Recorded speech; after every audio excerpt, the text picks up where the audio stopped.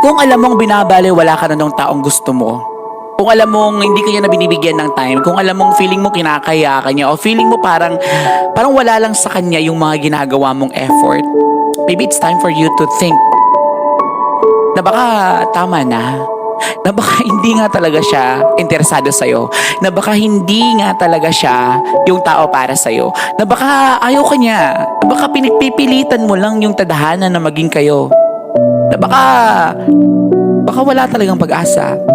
Always remember this. You deserve better at kamahal-mahal ka. Lahat naman tayo, of course. Pero ito yung pinaka dapat mong tandaan.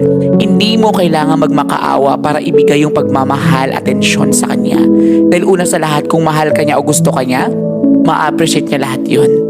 Kaya pumili ka nung taong alam mong ma-appreciate niya yung pagmamahal na meron ka.